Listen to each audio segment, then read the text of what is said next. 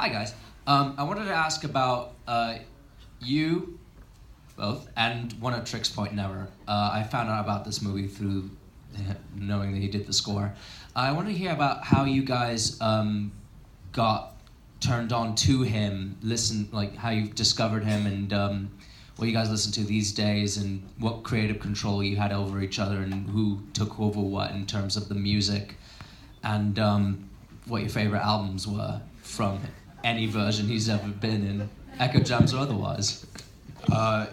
So OPN, he had seen my previous movie and he really liked the way we were using music kind of exuberantly and romantically, just front and center. And we had a conversation. I shared the script with him. I showed him a bunch of images. I showed him some episodes of Cops and yeah, he was, after Rob and Buddy, he was the next person attached to the movie. So he was making music actually early on, before we shot, and I had this like romantic idea that it would be like Friedkin and Sorcerer with Tangerine Dream, where they just sent him like, a bunch of tapes and then that was the score. That wasn't the way this worked. We cut the movie most like 90% and then edited the movie to his music. We scored it to the picture. And it was an unbelievably obsessive experience. He let me touch the synthesizers, which was, at first I thought he was, I was really self-conscious about it because I wouldn't want someone coming in. But he understood that we had this maximalist approach, that every single thing on the screen had a sound, and then we would build this soundscape through that. So we would find one piece in the shot, and then we'd come up with a sound for that, and then, mostly like, my favorite album of his is, I like Garden of Delete a lot. I think his new one, which I think comes out next year, is gonna blow people's minds, called Myriad.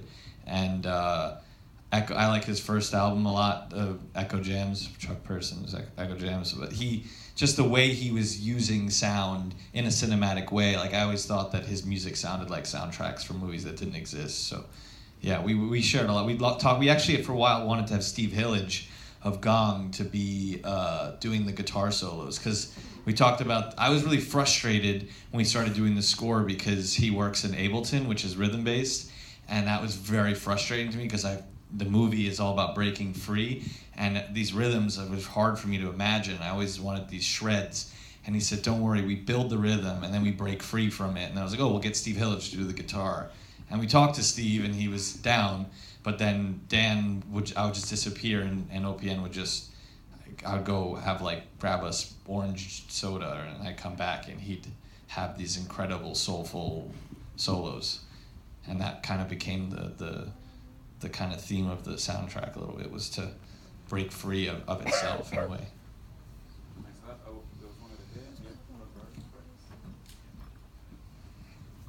Hi, yeah. No, the film was so, the visuals, was that a conscious use to use neon lighting a lot? Yeah. And do you think maybe if it was set in a different city, would it have worked so well? My brother seems to, he likes to think that the movie is not New York. It is New York, but it's just an American city. It's very regional, and I think that you can always tell more about a place through its people and through the micro versus a landmark or what have you. That's true of any book, movie, piece of music. Like the local news that doesn't have 100 producers on it is going to be a lot more personable than the national news. That's obvious.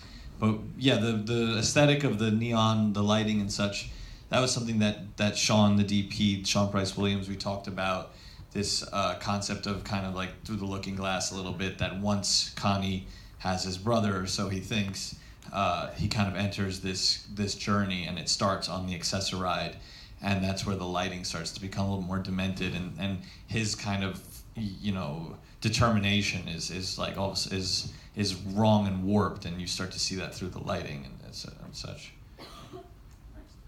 We'll take one more here on the right. Hi, I thought it was quite interesting what you were saying about not many people in the film had seen the full script. And I just wondered, as you were going through the film, was there much opportunity for, was it tightly scripted, or was there much opportunity for any ad-libbing as you were going along as well? I mean, Rob was very upfront in the beginning. He said, I want to read lines from a script. I'd say Talia, the girl who played Crystal, she read a little bit of the script, and then she said she didn't want to, and then we didn't want her to read it anyway. Thought that it would be better for her character if she was naive to what was happening. Jen, she only read her pages, and then I gave her like a huge character biography, which is, she didn't even read the script. She agreed to do the movie based on the character bio, and then Buddy read the script like 100 times, and Benny obviously. Yeah, he had to. But yeah, we didn't. There wasn't. You could read the script. It'll be available at some point. It's very, very true to what's on screen. Yeah, but it was kind of. I think there was improvisation around the script when we were doing it, but then it kind of ended up being I mean, pretty much every single line from the original script is in it, but. There are 10,000 versions. Well, what's really wild is sometimes we would be doing a scene and Rob would improvise a line from a draft 10 drafts prior. And I would hear it and I would turn to Benny and I would say, it's so insane that he brought back like a 3-line piece of dialogue from a script 4 or 5 months prior that it was just stuck in his head somehow. The one bit I remember, a very significant moment of improvisation, which I didn't think anyone would catch, but when me and Buddy are fighting in the bed, and he said these 3 lines, and Josh is one of the only people in the world who would know the lines I was saying were from an interlude on an Old Dirty Bastard album. The second he said it, I said, Rob, you can't say it. It's like, don't try and make out, but you're just making that up. Like, it's not in the movie, but it was. Yeah, he says, you shut the fuck up. You shut the fuck up, that's what you do. And I said, I looked at Benny and I was like, that's Old Dirty Bastard. Sounds like there'll be some good outtakes then, yeah? Yeah, I don't believe in deleted scenes, so it won't. Thank you. From the back, if there is anyone. Anyone else? Actually, yeah, right at the back there, and that's the last one. Sorry. Last one, he's sorry, if you didn't hear that. You used a lot of sort of long lens photography for the close-ups. Was that just to create an intensity of, or what was your theory on that? So our previous movie, we kind of perversely became obsessed with these long lenses. We were shooting on 1500 millimeter at times, safari lenses.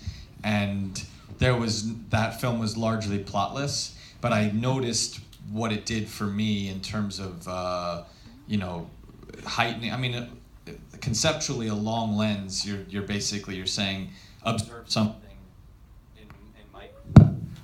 something in micro, and that conceptually, I think everyone feels that, whether you know what a long lens is or not. So then, and I noticed that it brings people to the edge of their seat. So we talked about, what happens when you take that conceptually and you couple it with, a movie, that rides on thrill. It's a thriller, and it's chemical. It's a chemical equation in a way, and that was yeah. I mean, I also love. We just shot a video with a new DP, and it was he was pushing me to open up a little bit. I mean, it's conceptually didn't make sense to have such long lenses, but one of the camera department people who was on Good Time told him.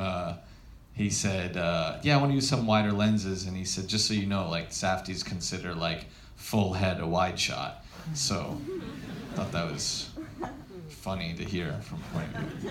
Thank you, everybody, yeah.